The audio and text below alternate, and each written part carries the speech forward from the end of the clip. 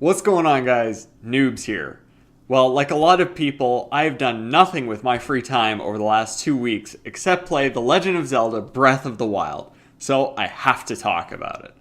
I have now beaten the game, and I'm just going to go full spoilers here, so this is your final warning. If you haven't played the game, this video is going to be full of spoilers, so what are you doing? Get out of here. Leave a like on your way out, though. Alright, I think we're ready. Here we go. So one of the coolest things about this game, maybe the defining feature of this whole game, is that you can just set out and just do whatever you want, really. I mean, they have that little introductory area, the plateau, and then you're just out. They give you a tiny amount of direction. A character says, go over here, but it's like way across the map, and you have to go figure out how to get there. And that's really all they give you. They tell you where the dungeons in the game are. There are only 4 major dungeons, but I mean, they leave it totally up to you which ones you try to tackle first. They don't explain to you like how to get there or what you're going to need to do. It's just all up to you. So that means everybody's experience with the game is going to be a lot different. In fact, you can even go after the initial area. You could just go straight to Ganon. Now, I did not attempt to do that. I did bother to do the 4 major dungeons, but I didn't do much else either. I only did about a dozen of the shrines, found about 10 Korok seeds along the way, and that was it. Personally, I like to just get through the story of the game and then start looking at kind of the side quests and stuff. So ever since I beat the game a few days ago, I've been hitting up all the shrines and tackling those. But everybody's experience is different. This game absolutely deserves all of the praise it's been getting, all the high marks, all of that.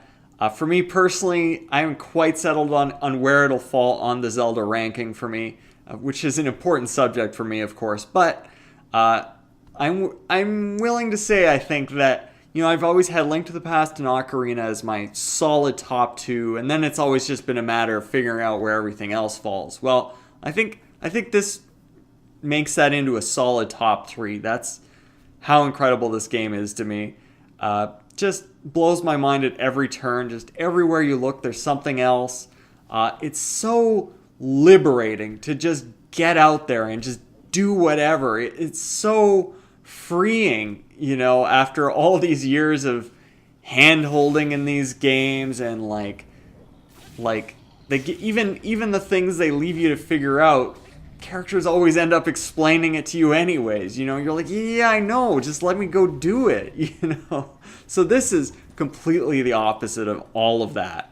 So as I mentioned, there are only 4 major dungeons in this game, 120 shrines on top of that as well, but I mean, that is significantly less dungeons than we've had in, you know, many past Zelda games. Personally, I think this was a great change for the franchise, getting away from that heavy dungeon emphasis, getting back to the importance of the overworld. Some of these 3D Zelda games in particular, it started to feel like the overworld just existed to get you from one dungeon to the next.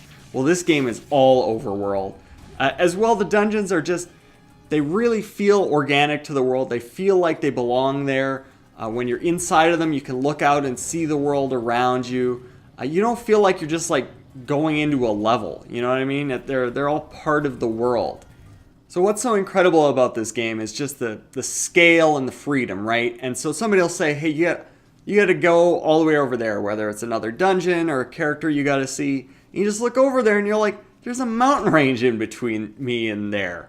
I mean, it's just up to you to figure out how to scale it. And then you start, you know, running towards it, and it's so far away. And you finally, you start getting up to it, and you realize the scale, like the heights you're going to have to climb and navigating around all this stuff. It's just constantly surprising and exciting. But I do have one small complaint. There are some elements that aren't quite as surprising as I would like, but I'm willing to forgive it. This is our open world Hyrule game.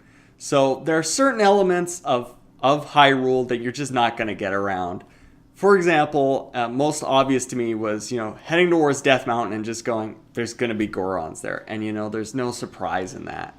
It's nothing new. It felt, as different as this game is and plays, it's just too familiar for me. But that the Gorons were the worst of it. Even the Gerudo, they felt very different than they have in the past. Their town just, I don't know, it didn't remind me of the old Gerudo nearly as much as the Goron town did. One other thing, maybe it's just me, but I am so sick of the like spooky forest that you get lost in, and it's about like following the sound or following the lights or whatever, and it's always this like maze thing. Just one time in a Nintendo game, I would like to walk through a spooky forest and just have it be a spooky forest and not have to do that little mini game in order to get to the other end. You know, that's the most tired trope that Nintendo still uses. They gotta move on from that. As far as some of the controversy surrounding this game, I mean, the big one that people bring up is the breakable weapons. I was pretty happy with it. They maybe could have done it a little better, but you know, I love just like picking up the enemy's weapons and using them against them, and there's so much weapon variety. It's so cool. And I think all of those weapons, it makes sense to have them breakable, but maybe over the course of the story, you know, the NPCs, when you beat the dungeons, they present you with these special weapons. Maybe leave those as unbreakable, maybe make them upgradable at the fairy fountains, just to give you something more permanent so you're not constantly switching between, you know, these like weak swords and spears that you're finding. Some people have complained about the voice acting, and yeah, it's not the best, but you know what? It's so much better than no voice acting at all. So for the Zelda series, that's a huge improvement, but there is still room to improve as well. The other thing is, I was waiting for the end of this game to tell me where it falls in the Zelda timeline, but there is no clear answer. If there's an answer to where this game falls in the timeline, it's not obvious to me. So come on, I need to know these things. Obviously important. Of course, as soon as I beat this game, I was like, what's next? And yes, I have many, many, many, many hours to go just to get everything in this game. But eventually we'll get another Zelda game. So I have to, you know, I'm already thinking about what they could do there. My biggest hope is simply stop trying to reinvent the wheel. You've successfully done it at this point.